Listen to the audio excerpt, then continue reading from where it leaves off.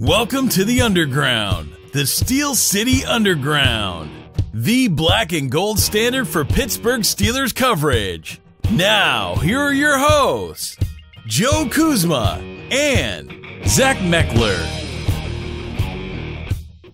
Hello, everyone, and welcome to another edition of the Steel City Underground podcast presented by the 2019 Legends of Pittsburgh cruise, a cruise that's for all ages. Bring the kids on this unforgettable vacation and make memories that last a lifetime. The cruise, the 2019 Legends of Pittsburgh cruise, will depart from Miami, Florida on March 4th, 2019 and sail to Nassau in the Bahamas and Coco Cay before returning to Miami on March 8th. So, if you're interested, call or click today and guarantee your spot. You can find out more information at steelcityunderground.com/legendscruise or call 877-381-5553 and use the promo code SCU19 when booking.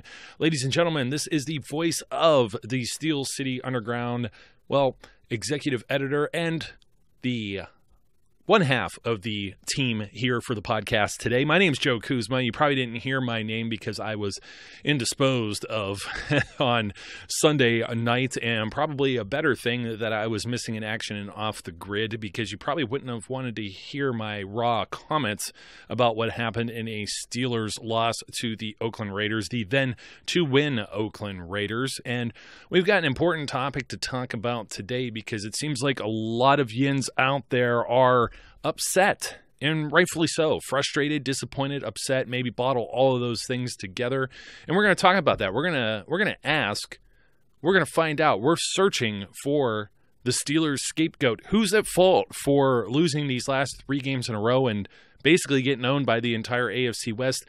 And, usually, I talk to Brian E. Roach with some of these things, and I would say he would be my co-pilot. I usually call whoever else is with me my co-pilot, but I think I have, if I'm leading an army and I need some generals for some strategic war planning, none better than to have on your side than the one professor, the Zach-tacular Zach Metkler. Zach, what's going on? Another day in paradise. I think I'm finally getting to a point where I can kind of sleep a little bit, not having these chronic nightmares of Steelers football, but, I'm getting through it one day at a time. Really? Did they prescribe something for that? Is there something you could get maybe over the counter? Yeah, I would say like a bottled up soundtrack of Myron Cope calling plays would be my guess. Oh, I was thinking about a bottle of Jack Daniels, but that works too. Not quite. More of a Crown Royal guy, but I'll eat anything really to hold the pain a little bit. No joke. The Giant Eagle just the other a week or so ago had the Winter Jack, which is it's a lower proof, but it's the apple, the Tennessee Jack or whatever they call it, but it's the winter version. But they also have the Crown Apple, which is also very good. Love that with hot apple cider. I get one of those thermoses and take it tailgating. So of course, everyone be legal and responsible when you're doing these sorts of things. I'm not advocating that you go out there and get smashed and then go headbutt somebody in the stands at Heinz Field, as we saw a video of.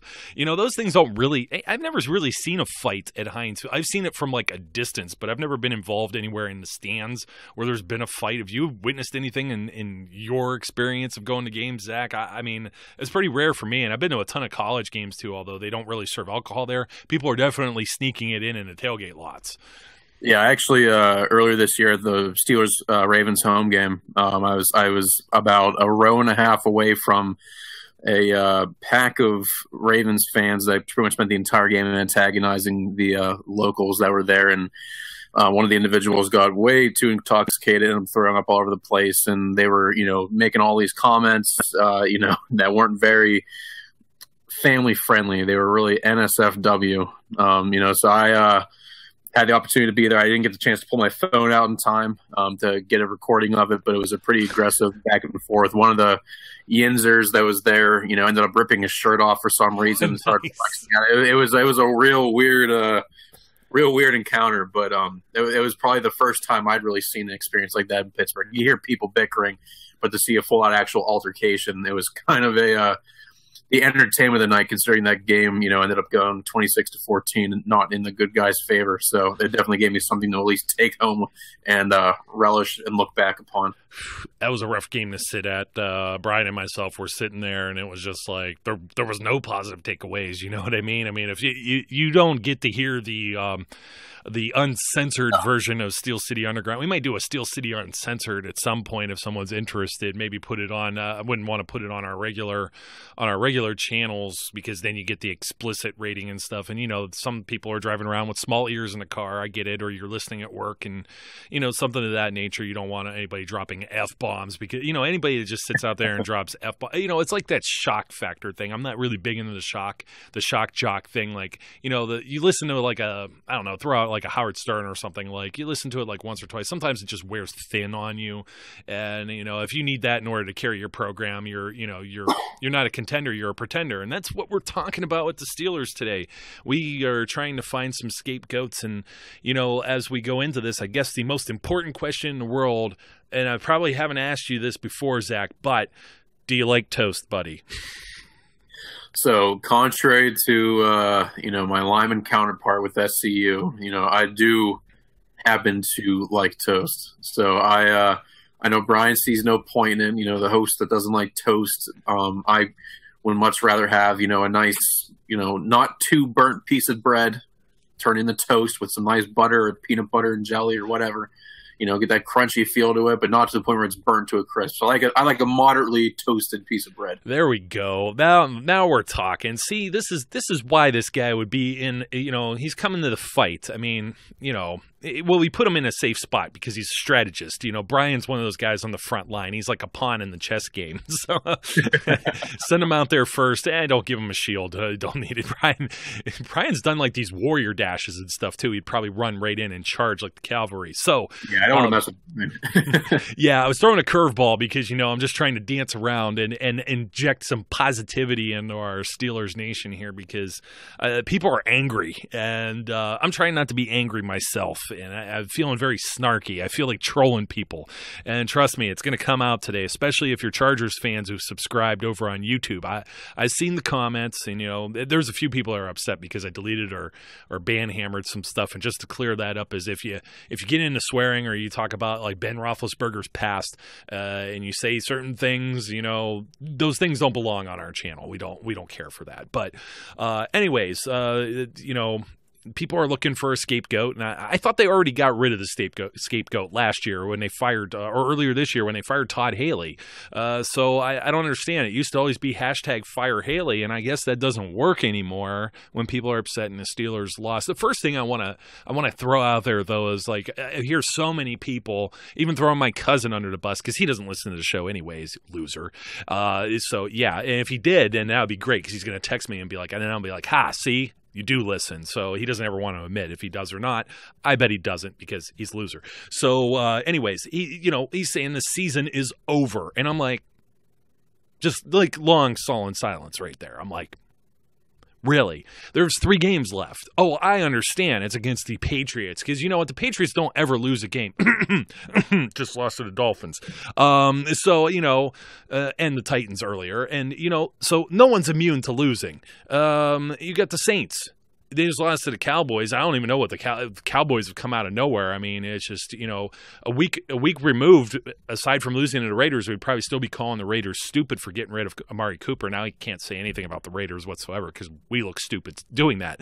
But I don't know where to start with the scapegoat. I guess mentioning Todd Haley would just we should hang the hat on the coaching staff. But I'm still of the opinion that, you prepare your team as best you can. And when you go out there and you go into battle and you lose your starting franchise quarterback for some period of time. You've already lost a guy that was the AFC offensive player for the month of October who hadn't been exactly strong as of late, but has been playing against some, pretty solid defenses, aside from the Steelers abandoning the run doesn't help in some cases as well.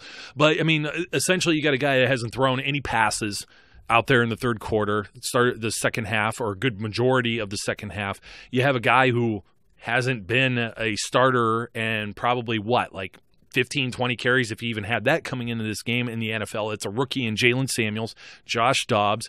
You have a right tackle that's still an undrafted guy and isn't a full-time starter, but it's been thrust out there because Marcus Gilbert's still hurt. And it's not exactly the grounds for being a winning Super Bowl contending team. If that were the case, why would they even pay Ben Roethlisberger or have a guy like James Conner, or even have tried? I don't want to hear it, but I'm going to mention the name Le'Veon Bell. He didn't want to be here, but tried to at least, franchise tag and put him there. You know what I mean? Well, let's just roll with Jalen Samuels and Josh Dobbs. I think some people were kind of underestimating how much of an impact that really had on the game. Yeah, any time that your core of your team is starting to dissipate, the Steelers have been decently lucky in recent years. They've maintained their health. As of late, though, this year, it seems like the injuries are piling up. And I said recently, the loss of Marcus Gilbert cannot be undersold. He's never been a Pro Bowler at this point in his career. I don't think he ever will be, but he's been one of the most under-the-radar, consistent right tackles in the NFL. And when he's on the field, the numbers might not always show it because, there's random stats people pull out to kind of push their agenda. But he gives the Steelers that bookend that's been good. And that's not to take away from Matt Filer or even Kuzma Okorafor.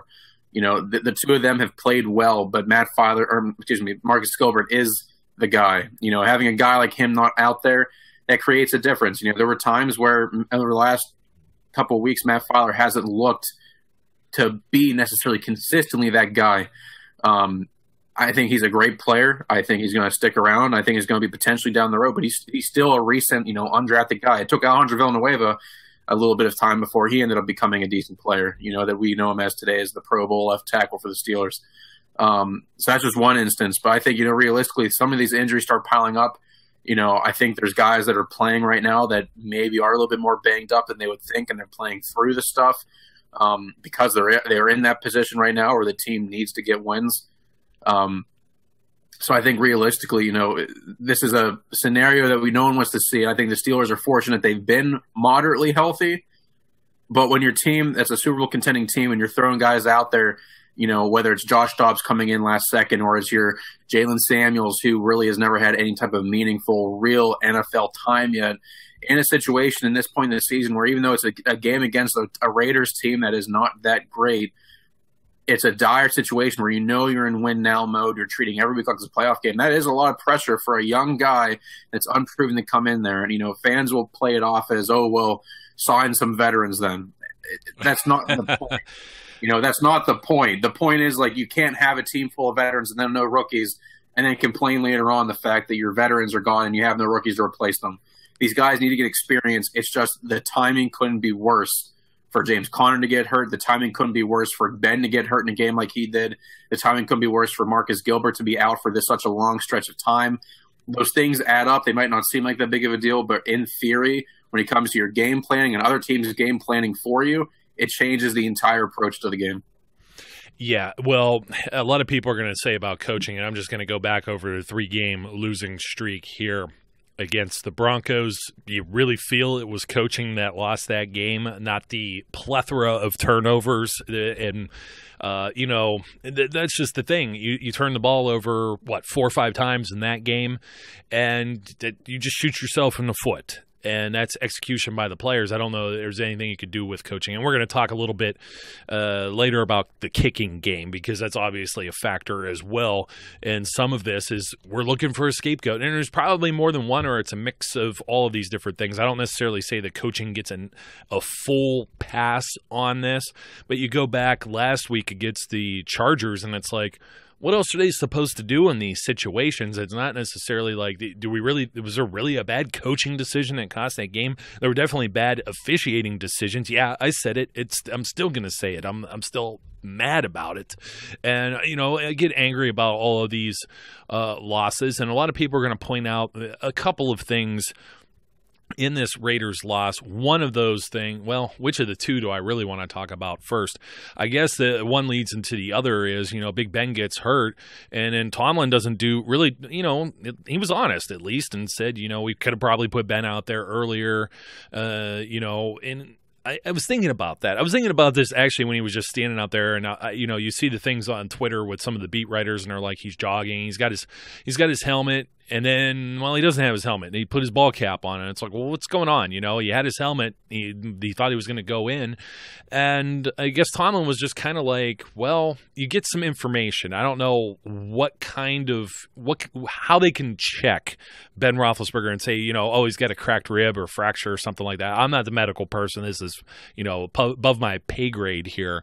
But I'm thinking in my head, it's like, okay, if the guy has like a cracked rib, and you're currently winning the game, and you have Josh Dobbs who, he maybe got lucky. There should have been a turnover there. But for the most part, he wasn't just, entirely stinking up the joint. I think the team just got too conservative with play calling, which that would rest on Randy Fichtner when it comes to that. But then again, Josh Dobbs doesn't have the whole playbook open to him. I mean, even Chris Spielman, who sounded pretty biased in that game as the color analyst, the former player guy that they always have, he was driving me nuts the entire game with most of the stuff he said, especially calling for a penalty at one point near the end of the game. I'm just like, why don't you just put on black and silver, and get the pom-poms out? But, it's like you go and put Ben out there when you're already leading, and Tomlin's in a no-win situation. Let's say Ben gets hit again in much of a similar manner, and now he has broken ribs completely, and he can't play at all against the Patriots, and he can't play at all against the Saints, and maybe can't even play against the Bengals, and you watch the whole season go down the tubes.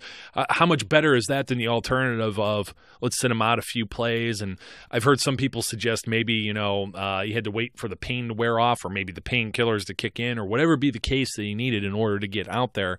I think Tomlin didn't, as aggressive as he is, as ballsy as he is at times, I just don't think he wanted to risk it, and that's what I saw there. And I know you two had your take on it, but go ahead and give me your 2 cents again on it, and our listeners too, if they didn't catch the post game.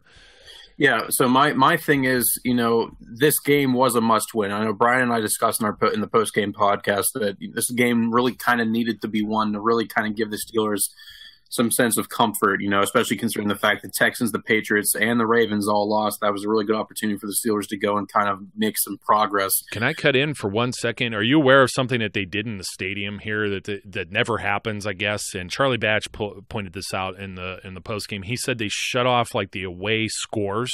They didn't show the away scores in the stadium. Yeah, so the Steelers didn't actually know what was going on unless somebody was like filling them in. And as far as I know, nobody really fills them in on that type of information, because years ago when we were up in Cleveland and the Buffalo Bills had beat the Jets, I think it was, or was it vice versa, in order for the Steelers to slide into the playoffs with the win over Cleveland.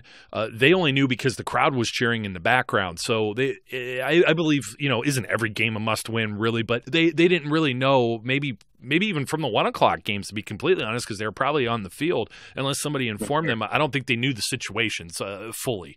Anyways, just not giving a complete pass there, but I get what you're saying. Go ahead.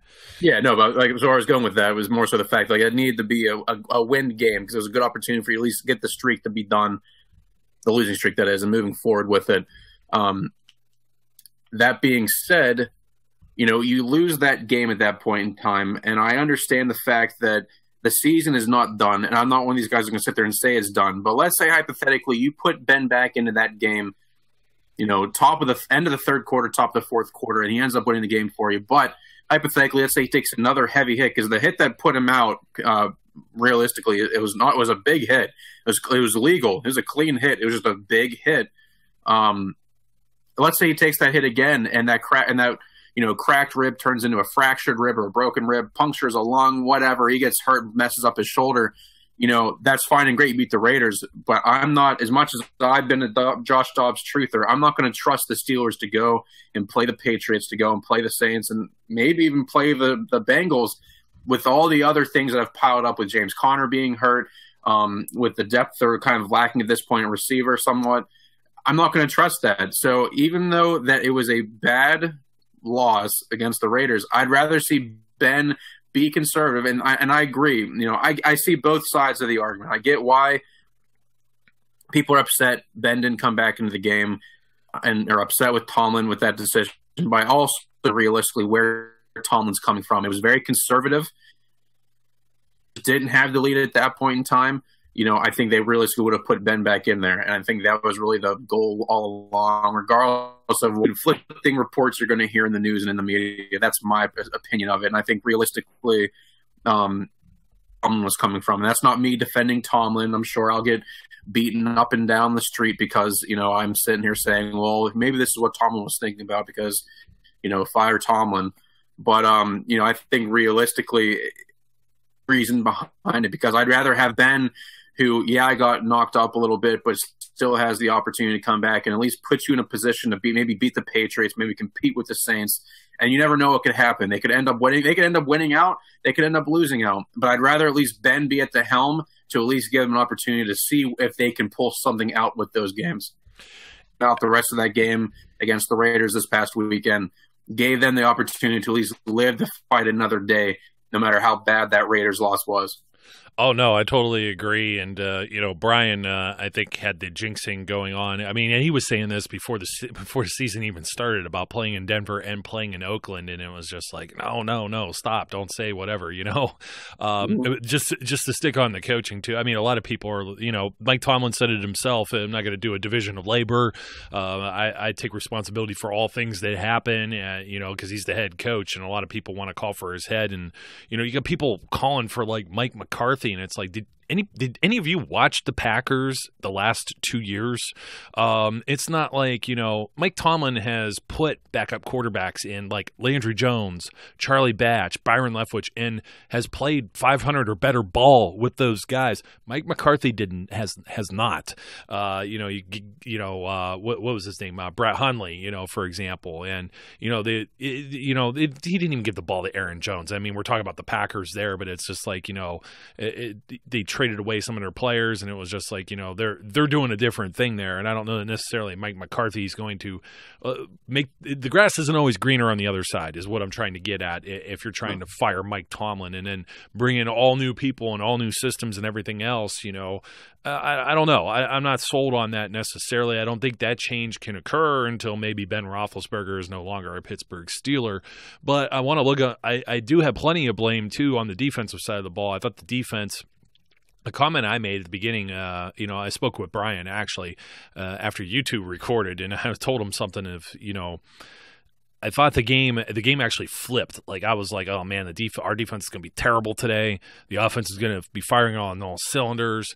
And then it turned around. It was complete opposite after the first possessions until you get to the fourth quarter and the Raiders have 10 minutes and 44 seconds of possession because the Steelers defense cannot make a play to get off the field. They had multiple third down opportunities on the one drive and a fourth down there too. And then of course the game winning touchdown pass come on a fourth down right there in the red zone as well. So you had a 14-play, 78-yard drive and an 8-play, 75-yard drive that they couldn't contain. Of course, aided by a catch that probably wasn't a catch, in which Derek Carr gets down the field and does a hurry up and is smart enough to avoid any type of replay or review of it, which, it sucks. And I'm going to mention this because I was very hard on the officiating. A lot of people thought, speaking of scapegoats, is that I was just calling that out.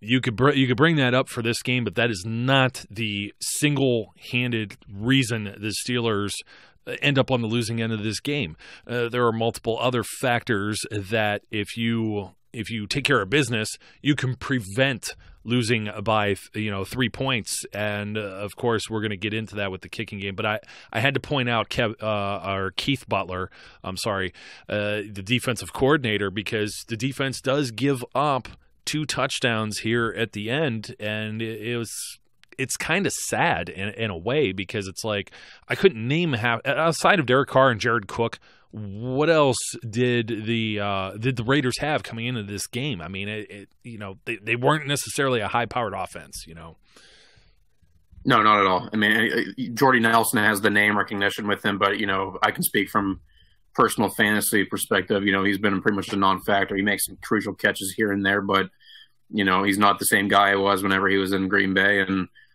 Seth Roberts is an average, decent, depth guy. He's never going to be a top player. And they're dealing with all these injuries along their offensive line. Their backfield situation has been a mess now that Marshawn Lynch is pretty much done for the season, and Doug Martin's been Doug Martin. So like there's really nothing that's sitting there like, oh yeah, this is going to be an offense that's reckoned with. And Derek Carr had that 2 years removed from having a Pro Bowl caliber, almost all pro caliber season, So he has the ability to play good football. But the mistakes have been there a lot of times this year, and there really was nothing that you're sitting there looking at this offense saying, I'm really scared about them chewing up the clock, especially in a critical situation like that at the end of the game. They've been mistake prone. I know the Steelers defense hasn't done a whole lot to really force those turnovers, but there's really no reason to be afraid of the Raiders offense. And I still don't think there is. I still think as of right now, at least in 2018, I think this game was an outlier for them. But yeah, you want to be able to see the Steelers defense get off the field in those critical moments, and they weren't able to do that in the fourth quarter. And, the Steelers offense did what they needed to do. Ben came down. He had that touchdown drive at the very end of the fourth quarter to put them in a situation. You think realistically, there was enough time on the clock. You think maybe the Steelers are going to get a chance to get the ball back in the event that they would force a stop, or even if the Raiders have to, get a score, the Steelers could still conceivably get the ball back. And it didn't happen, and the Steelers offense did everything they could in that position to score, and they did their job. They're up 21-17.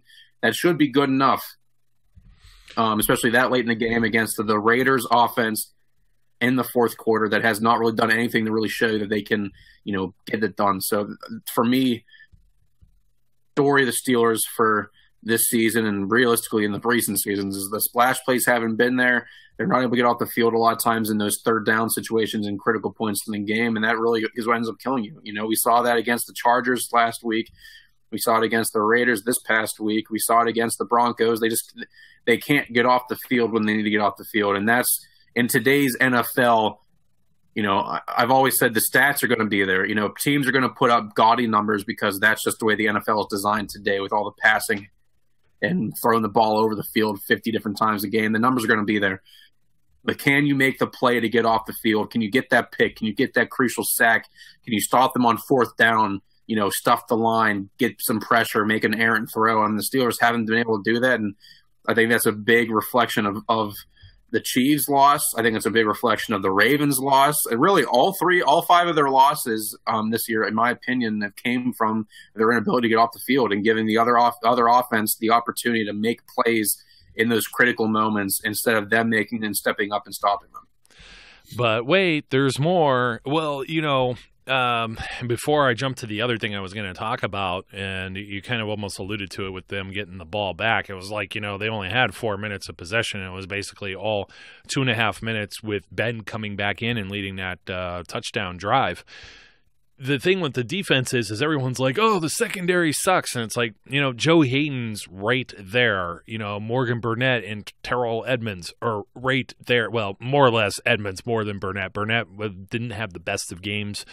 And I know some people were, trying to scapegoat him too. And it's like he just came back from an injury. And, a lot of the defensive turnaround with this team is because he finally had come back from injury and then he got hurt again because of the way they position and use him around the field. But it's not just the guys in the secondary. Joe Hayden, they even showed it. How much more of a perfect pass could it have been? It was just below or above his hand. He just missed tipping the bat and the ball away. And that stuff, it just seems like it's like you roll your eyes, you throw your head back, you're like, I can't believe this is happening. This team finds ways to lose, which kind of sucks. Sean Davis, doesn't pick up a ball and some other stuff like that. But then on the other side, it's like, hey, everyone's going to scapegoat Bud Dupree all the time. He had a pretty good sack in that game. But where's TJ Watt? Where's Cam Hayward? Where's Stephon Tuitt? The guys up front. Get a hand up, tip a pass, push a guy back and force Carr out of the pocket, make him uncomfortable, but make him do something. The secondary could only hold so long. It's like you have a dam and you're holding the water back. You're holding back the deluge from flooding everything. So I put as much on some of that front seven as I would the secondary too in those cases, or whatever semblance of front seven it is if you're playing a nickel or whatever with like Mike Hilton and that in there, and you see Mike Hilton slip, fall, and kind of give up that at the end. I believe that was his assignment there with tight end, and it's just a microcosm of all of the things that happened in the game. But a lot of people were criticizing Mike Tomlin, who I believe had 2 timeouts left. It was past the 2-minute warning. The Raiders can't get another first down, and they wanted him to burn both timeouts. And this is another of the devil's advocate type things, because Mike Tomlin had said this, and this is actually consistent with what he's done all year is he likes to keep one timeout in his back pocket because he knows he has Ben Roethlisberger, and no matter how much time is on the clock, he knows that offense is capable of scoring, and they nearly pull the rabbit out of the hat. I swear I saw JuJu slip after the lateral as well. It looked like he tried to kick it into the next gear, and his foot kind of slipped a little bit, and he didn't quite get it, and he steps out of bounds wisely as to not let the clock run out, and it gives Chris Boswell a chance, and we're going to talk about that in a few moments here as well.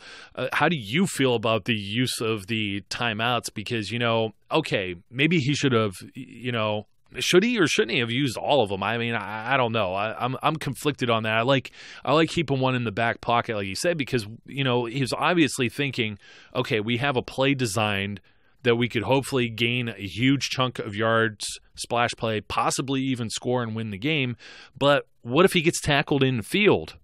Then it's game over. You know what I mean? I don't mind that forward thinking. I think that's actually good coaching, no matter what anybody else wants to say. Yeah, I look at that as a situation where I get both sides of the argument. Personally, I would call both timeouts to at least ensure and give yourself some extra time, especially because of the fact that it was and goal. If they still had an opportunity for a first down, then I would agree with giving. I think the only reason why I would maybe lean more towards the timeouts were simply just because of the fact that then you're forcing their hand, because no matter what, the Raiders only have 2 more plays left. So you're not going to have to sit for about any clock run off or anything like that. Either they score or they don't, and then it's irrelevant. And at least then you give yourself some more buffer of a time to, kind of work something up there, get up to the line, spike the ball, what have you. But that being said, I'm also not going to fault Tomlin for that. And I know a lot of people will, and I'll be criticized for that. Realistically, no way, football, Zach. No one ever criticizes you, never, buddy. Everyone always loves every single take I put out there, especially when it's about Chris Boswell. But whatever. The way I see it, football, and I think a lot of people don't really consider this. Coaching is not an easy thing, and a lot of coaching is taking calculated risks based on what you think is the best for your team, and if it works, you're a genius and you are masterful and you work the clock like no other. And if you don't succeed with it, then you see exactly what's happening here, and we're even having this conversation in the first place. So that's why I always look at it, and I get why some coaches do. There's some moves where you sit there and you look at it and it's completely boneheaded and there's no way to support it. And I agree that there's instances happening, but a situation like that, that's a matter of preference. And, it didn't work, so now we're going to go back and criticize it. If it did work, people are looking at Tomlin saying, that was really good what he did, and I think that was a good move. So it's 6 of one, half dozen of the other, which a lot of the things from this game and a lot of things, as far as I'm concerned with Tomlin's career, are. I think it comes down to preference. My preference would have been calling the timeout, or both the timeouts, and, giving yourself an opportunity with a bigger clock. But at the same time, I get it, so I'm torn because I get why he's coming from. No, I'm with you. And there needs to be more awareness of the fact that a lot of these things that come down to the end of the game are just nothing else but calculated risks, and there's nothing else that should be taken with that. If it works, it works. If it doesn't, it doesn't, and you live to play another day, and that's just the nature of football. It's literally a game of inches and a game of split-second decisions, and that window closes so quickly in games. To sit there and say that, the coach needs to be fired because this happens frequently or whatever, he's aggressive. He's going to do what he thinks is best, and that's all there is to it as far as I'm concerned. Yeah. The 2 things to that, it's like, exactly, if you're taking a calculated risk, and if you guess correctly, Jacksonville game, you're the hero. And Ben's the hero. Everyone's a hero. And then you guess wrong, Raiders game, and you lose, and, they want you to get out of town. I keep thinking about that. Everyone's like, fire Tomlin. Who are you going to bring in? Who's going to be the coach? Right now in December, you're not going to just hire Mike McCarthy. He's going to come in and run the show. And Mike McCarthy is also an offensive-minded guy that likes to call the plays. So you're going to take the playbook away from Randy Fichtner. A lot of people wanted Todd Haley out of town, and I'm not sure. People complain about Fichtner this year too, and I think he's done. I think he's done a fairly brilliant job for the most part. They say, well, some of the play calling lacks imagination. Hello, NFL. It's some of the things that just happen. Once Not again, everybody's Freddie Kitchens. yeah, geez, I mean, he's got some crazy stuff like that too. I'm trying to think what the play was in that Browns game, and now I can't think of it.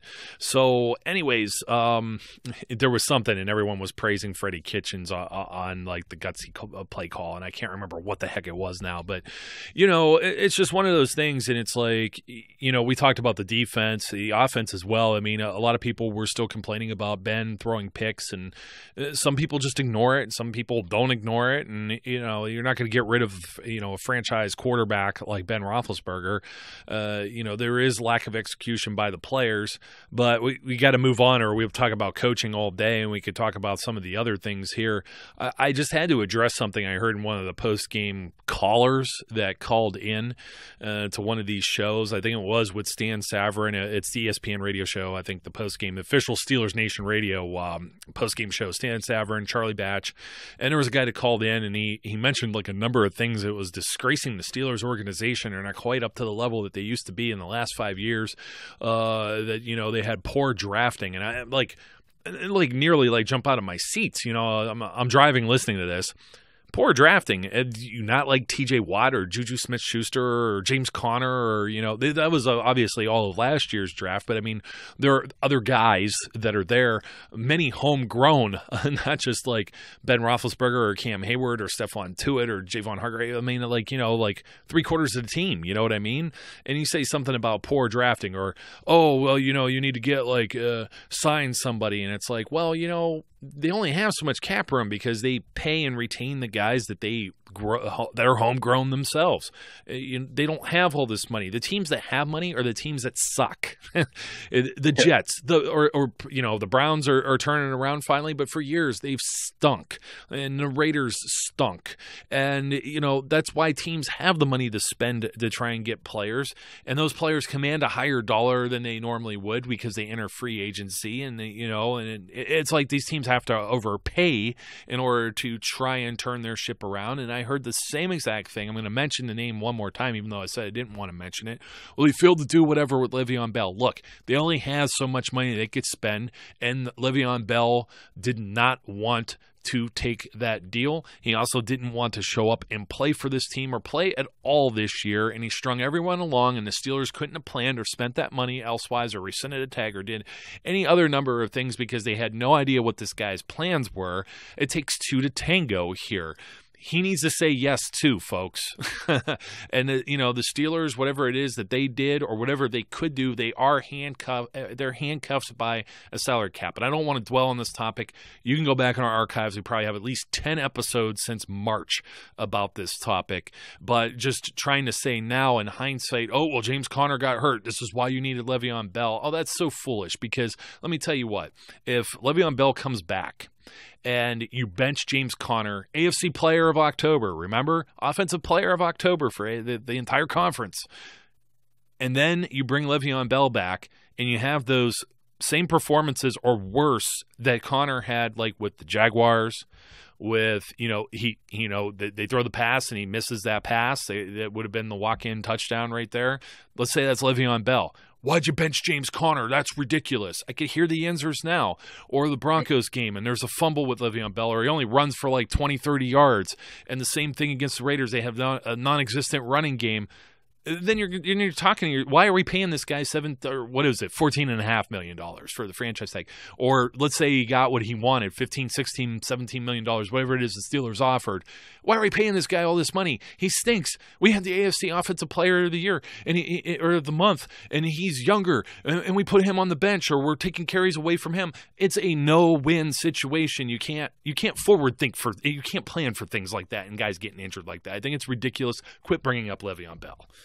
Yeah, and I also don't play the hypothetical game either. I know you always see these people. I saw you have a conversation recently on Twitter as well about, this happened, then, this would have been a huge different outcome, blah, blah, blah. You have no way of knowing. All you know that happened is what happened. We know that Conner did what he did against the Browns. He had a good game, 2 fumbles. They can book them as costly, whatever. You can look at the fact that, Le'Veon Bell wouldn't have dropped that and had the Steelers lost to the Jaguars and, on the 5th Monday of the 6th month of the year, whatever, all these hypothetical situations that did not happen.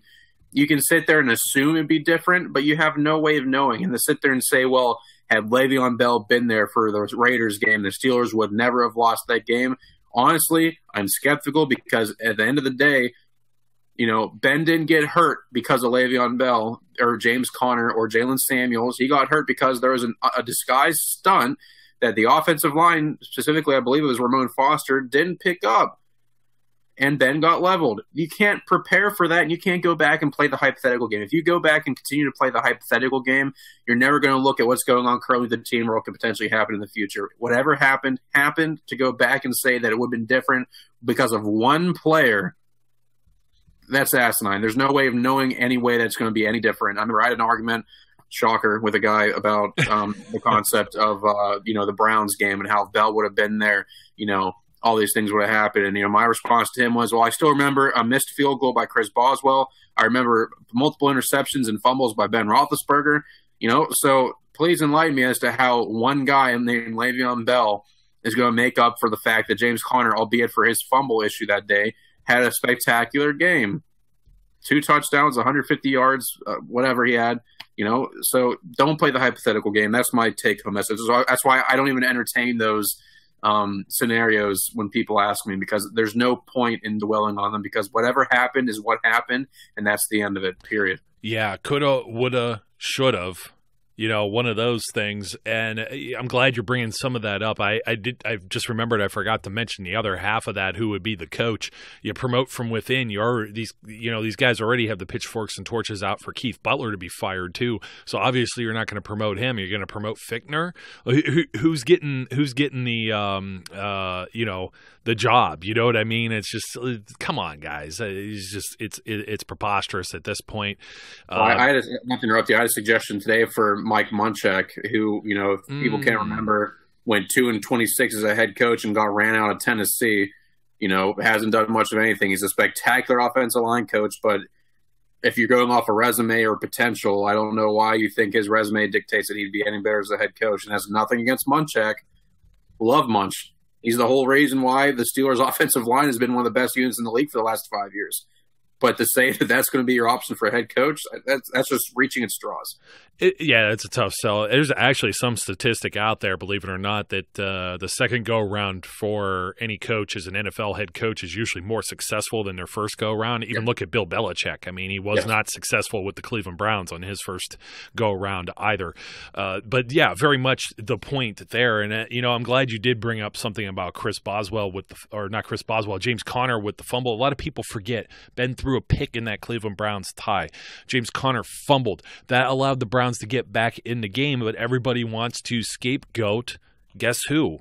Chris Boswell, who also misses a field goal. But those things are all consistent with, guess what else happens when they play like the Denver Broncos, for example. You have a Ben Roethlisberger pick, maybe more than one pick, to be honest. And then you have Connor fumble again, and it's just like, hey, these things are happening, and Boswell misses a field goal in that game as well. These things are all interconnected. Maybe if one of those, once again, the hypothetical game, one of those things doesn't happen, then perhaps the Steelers win these games. It's just it's unfortunate. It's bad luck. You got to have the ball bounce your way sometimes. It has not been bouncing the Steelers' way, and it has not been bouncing Chris Boswell's way either. We finally have to talk about him because, let's face it, the front office isn't making any drastic moves. They're not, they're trying to blame everything from Le'Veon Bell to, we should have already moved on from Mike Tomlin years ago. And if I have to hear another thing about Bill Cowher's players, I just counted 6 defensive starters that either weren't starters or weren't even on the team when Cowher won his Super Bowl versus Mike Tomlin winning his, including Lawrence Timmons and Lamar Woodley, by the way, who were drafted by Tomlin. It's just so ridiculous to hear these things. You take 1 or 2 starters, that's pretty drastic out of 11 players. I counted 6. I mean, James Harrison was like not even Joey Porter was the guy when Cowher had his team in Super Bowl 40. I mean, it's ridiculous entertaining some of these things, Zach. So, you have moving pieces and parts there. I get it. Troy Polamalu, Heath Miller, Ben Roethlisberger, blah, blah, blah. So, Cowher didn't win anything until he had Ben Roethlisberger too. Hot take. Sorry, sizzling hot. I always imagine it's like, I think Jim Wexell just wrote something about this like a month or so ago, maybe a little bit further back when everybody was complaining about Tomlin around the beginning of the season and like that bad Ravens loss. And he had brought up, we're playing a hypothetical game, but what if social media were around when Bill Cowher was coaching? It'd probably want him fired every second too for losing in the playoffs with these teams that win 12, 13 games in a season and have these great defenses, lose an AFC championship game, et cetera, et cetera. It's just, I don't think people understand how rare it is to win a Super Bowl. But one guy that's on thin ice, and he sure looked like it when he slipped at the end of the game, was Chris Boswell. My feelings, my heart goes out to this guy because, he just got paid. He's got a very rich contract. And I think people just think you could cut him and find someone off the street that's going to automatically do better. And I'm starting to be of the opinion that there aren't 32 kickers in the NFL. And a lot of it's mental. And unfortunately, this one was physical because he literally slips on what I assume is replaced sod for the baseball infield, but I can't be certain of it. But the dirt that's usually there, because they also use that as, I think it's the only dual-purpose stadium still left in the NFL until these guys move to Las Vegas. That's what I'm just assuming. There's some other ideas out there with this, but Chris Boswell, he's the reason the Steelers lost all these games. Okay, well, he missed a field goal that was in horrible conditions against the Cleveland Browns in week 1. I don't know that, anybody really just goes out there and nails that kick. Gostowski just missed a field goal and an extra point in a loss with the Patriots losing to the Dolphins the other day. No one's immune to this stuff since they've changed some of these rules. These kickers are in a pressure cooker. Now, you got the other situation with the Kansas City Chiefs. They lose week 2, the home opener at Heinz Field. Boswell misses a field goal there. He misses an extra point in that game. That's 4 points that could have been on the scoreboard. The Steelers lose by 5. Do they go for 2 in a certain circumstance and maybe it's a tie game and things are, different? Well, hey, you know what? The defense gave up 42 points. There are other scapegoats in this game as well, and this is the reason they haven't moved on from Boz yet. And once again, then he misses he missed 1 in each of the first three games, but they beat the Buccaneers, luckily by 3 points. That was still tight. They give up 27. A lot of those points late, maybe playing a little too conservative on defense, which has been a criticism all year long. You talk about that game in week 4 where we were there with the Ravens, and you saw more interesting things in the stands than what was going on the field. Boswell 2 for 2 in that game for extra points. Didn't have a chance at a field goal in that game. Or I'm sorry, I'll take that back. He did make two field goals in that game. So the 14 points, that was part of the 2-point play there. So let me see. I'm looking. It was Atlanta where he didn't have to worry about kicking at all, but he missed an extra point. Then he doesn't miss anything for a few games here. You got the Bengals where he's perfect, and he's been a Bengals killer for years. And, you got that in the back of your mind. You got in the back of your mind how he kicked 6 field goals in the playoffs against the Kansas City Chiefs, basically single-handedly beating them. And he's done the same against the Bengals. There were 3 game-winning field goals all in a row, 3 weeks in a row last year during the 2017 season. You go and you look okay, he misses one against the Ravens in what was a tight game. He doesn't have a problem missing any. He makes everything 7 for 7 extra points in the blowout with the Panthers, and he's perfect extra points, no field goal attempts against the Jaguars. I just wonder if some of this is just volume sometimes too. So he's up at Mile High, and he misses a field goal against the Broncos. Would that made much of a difference in a game where the Steelers have like 4 or 5 turnovers? No, not at all. It would have made a difference if he makes, an extra point maybe against the Chargers. It forces the Chargers to potentially go for a touchdown. But then again, the Chargers, with 4 some minutes left, they have the 2-minute warning and all 3 of their timeouts. And it's not like the Steelers defense put up any resistance to them. Now, of course, I said the Steelers were fighting another team that day as well that wore black and white stripes, but I digress again. Maybe something that could have been preventable. But this game, it was just, with the Raiders is just very much so like a Raiders game from, I believe it was back in 2013 when Terrell Pryor was the quarterback and he had like a 93-yard touchdown run. And then Sean Sweesham misses 2 field goal attempts, and he's usually was Mr. Automatic back in the day as well. So uncharacteristically, he misses 2 field goals at this same stadium. And the Steelers lose by 3 points in that game, too. Very much a parallel to this. So it's like, do you throw Chris Boswell immediately under the bus? Everybody is automatically assuming there were going to be a bunch of kickers showing up for tryouts on Monday morning. And you look back at his track record, and, I pose the same question. I'm like, are you chasing Ben Roethlisberger out of town? Well, no, Ben's a future Hall of Famer. Well, he's had an opportunity to build that resume over several years. I think Chris Boswell has built a resume, being in his 4th season, where he should get that same benefit of the doubt as well. I completely agree. And, that's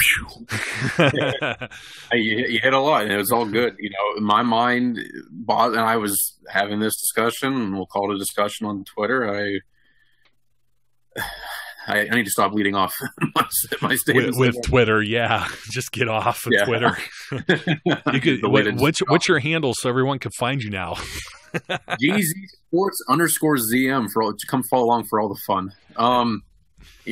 Looking at what he has done, I think Boswell gets the most credit for what he did in 2017. But you look at his track record as a whole since 2015 when he stepped in after the travesty that was, Sean Sweesham's ACL tear, Garrett Hartley's hamstring IR stint, and Josh Scobie being everyone's favorite kicker in Steelers fan history. The way that he came in there and salvaged that season, and then over that course of 2015 to 2017 was far above the NFL averages for field goals, for extra points. The track record has been there, and in my mind, something has happened, whether it was the mojo issue.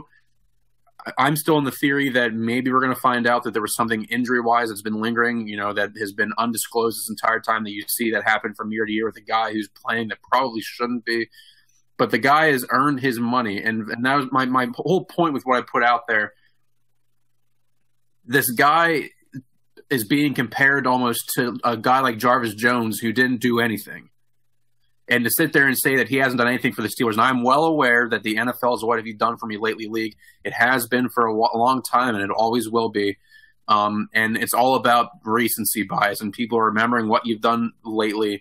What have you done to help your team win? And I understand the fact that Boswell has struggled this year, and the fact that also remains that he has also done well in previous years. He has bailed the Steelers out on a number of occasions where they had really no business winning the game, and they came down to a Boswell kick to win the game for them. Last year, they don't go 13-3 if they don't have Boswell, as far as I'm concerned, because he makes and nails some of those kicks in an unfriendly confine that is Heinz Field, or even on the road in an unfriendly place that is, an away game in the NFL, which is not an away game when you have the opponent going against you. That's not a good kicking environment, So he has single-handedly bailed the Steelers out. Now this year, he's not doing that nearly on a frequent enough basis, and I get that, and I understand the frustration. I'm frustrated because I'm tired of holding my breath every time the Steelers send out the field goal unit for an extra point or a field goal to get some points on the board. But realistically, at the same time, it's hard to sit there and singularly place all of the issues that the Steelers have on just one guy like Boswell. And I understand that, if he makes that field goal against the Browns, well, that's a win. If he makes both his field goals attempts against the Raiders this past weekend, that's a win, blah, blah, blah. Again, hypothetical game. I get it. But at the same time, the Steelers consistently are putting themselves in positions where a field goal or at least a score or less ends up being the deciding factor. And that's not a good recipe for success in the NFL. That's not sustainable. And I think that's what a lot of what we're seeing this year is the fact that last year, 13-3, that's almost just luckily falling into 13-3. They deserved to get what they got. They played a very good year of football last year, but they let themselves get in those close situations. I remember games against the Lions, the Colts, the Packers, the Ravens, the Bengals. The list goes on and on and on of guys they played last year where they had themselves into a situation where it came down to Boswell having to save the day. Like I said, I understand the NFL kicking. You're meant to your job is to make field goals and get extra points, and I understand that, and I agree with that argument. But it's not sustainable to be consistently putting a kicker in a position where he is the deciding factor. And when he even falters a little bit, you see what's happening right now. He starts falling out of favor with the city. To sit there and say that he needs to be taken out right now with 3 weeks left in the season of a playoff caliber team that is still fighting to stay alive, even though it's by the slimmest of margins at this point in time, you're not going to replace that guy with a guy that you have no idea what he's going to bring for you. You know, I understand the fact that, well, you know, let's get someone in here. Let's have some tryouts and see. More likely the guy you're going to bring in for a tryout is a guy that hasn't been on a football field this entire season, because most of the well-known veterans that are still sitting out there on free agency aren't sitting on free agency anymore because injuries or, you know, necessities push them one place or the other. So you have a guy coming out that hasn't been in the locker room all season, a guy that hasn't kicked the football more than likely in a competitive setting all season, coming in here for a team that's currently leading the AFC North by a half-game margin and is still fighting with two of the hardest games on their schedule left. You're going to bring in an extra kicker to come in there who you have no trust with, who hasn't proven to you that they can do it at Heinz Field or on the road in an unfriendly situation. It doesn't make sense. And that's why as much as Boswell has struggled and as much as he has caused so much turmoil amongst the ranks in the Steelers nation, he's not going to go anywhere this season. You know, I understand there's the theory that was put out there. I don't remember who put it out there that it'd be beneficial for the Steelers to go and put him on IR and then bring somebody else on here to kind of help him regain his mojo, maybe, and reevaluate the situation in the offseason. I think they're going to reevaluate the situation in the offseason, period, by at least bringing in other talent, whether it's a veteran kicker or whether it's a promising guy that they've scouted with their player personnel department, pro player personnel department. You know, I think they're going to bring in at least somebody to give them some competition, but I still think Boswell's the guy because in my mind, somewhere in the back of my head, you don't go from being a Pro Bowl kicker with the numbers that Boswell has had over the last 3 years to this. And that's why I think something's up somewhere along the way, probably in the minority with that thought process. But the notion that they need to get rid of him right this very second is the same notion of getting rid of Tomlin right this very second. You are 3 games out from the playoffs beginning. You can't just go and clean house. You know, the Packers can get away with getting rid of McCarthy. I personally wouldn't have because it's a lost season anyway. I just think it's disrespectful to McCarthy. I get it, though. It's a business decision. The Packers are out of the playoffs at this point. Again, as a reminder, still sit first place in the AFC North. You don't clean house in that scenario because there's a lot of teams that would love to be in that situation. They would love to have the guys that you currently have on your roster and on your coaching staff to get you to the promised land. So that kind of sums it up for me when it comes to looking at Tomlin and looking at Boswell. You can't get rid of him at this point in time. It sucks to watch. I get it. I understand the frustration. I'm frustrated. But the notion to get rid of him entirely at this very moment with 3 weeks left is not a good move. The Steelers doing it. So either you get used to the fact that you're going to have some heart palpitations every time he steps onto the field, or you're just going to sit there and be a very curmudgeon Steelers fan. Yeah. How about maybe helping this guy out and just lift him up? Yeah. You know, like help him out, be positive. He's already in the pressure cooker. Help this guy out. You know what I mean? If you keep dragging him down, you don't think he sees all this criticism and everything like that, and then it's in the back of his mind when he goes out there and has to attempt a kick. Like, come on. You know, he doesn't go from being called nearly a killer bee, you know, in the group with all those guys to off the squad. I think it's just kind of ridiculous. But we are up against it, Zach. I could probably talk about this for like another hour, to be completely honest. It's just there's so much there. I mean, you saw the Panthers pick up a guy in Chandler Catanzaro because Graham Gano got hurt over the weekend. Yeah, he went 2 for 2 on his field goal tries right now, but the guy had missed 4 earlier in the year, and he's been a guy who's missed 4 in a season, 5 in a season, 7 in a season. You know, this guy's always been hot and cold. And even Boswell's missed 3 or 4 in practically every season, and he's played too. So I know it's not quite 6, but we're going to take that. We'll take that, we'll put that in the suggestion box. So there's just not guys that are just floating out there magically sitting on their couch that you could just throw onto the football field. Everybody should be aware of that now, having experienced Sean Spence last year when Ryan Shazier got hurt. So it just doesn't work that way. If somebody is quality, more than likely they're already on a roster somewhere, someplace with some team. It just doesn't work out like that. So there's plenty of scapegoats here.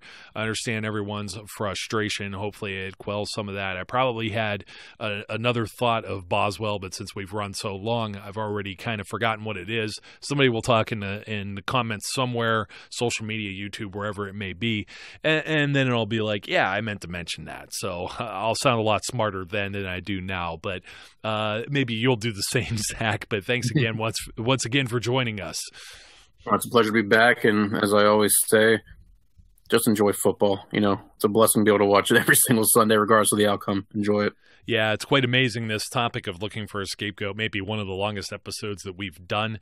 And if you want a little bit more on what it's like to get into a mind of a kicker, I'd be remiss to not mention the interview that I personally had with former Steelers kicker Jeff Reed around the bye week. So that would have been an October episode. Go back and look for that and listen to it, because he even talks about kicking, on these baseball fields, on the dirt, and, just the pressure and getting in your head, calling timeouts before, all these different things that factor in. And I think it'll give you a little bit of an idea of what the Wizard of Oz is dealing with right now. But everybody's on the hot seat, and the one cure that ails all is winning games. So we'll see if the Steelers get back on track with a team that a lot of people don't think they have a shot at. But you know what? Everyone tends to forget that Jesse caught it, and they should have won that game last year. And technically, I'm still going to say he caught it, and they did win that game. It just doesn't show it in the record book. So we'll be talking about that more with the pre-games and whatnot coming up later this week with Trey's Corner. Look for Terry in the WTF sometime in the middle of the week, as well as there's lots of WTF stuff to talk about, not only from the Steelers Raiders, but plenty of other exciting NFL action from around the league. Once again, my name is Joe. His name is Zach. Don't forget to hit the subscribe button. And until next time, be safe, be good, and we'll catch you later. We would like to thank you for listening and remind our listeners to follow us on social media and our website, www.steelcityunderground.com.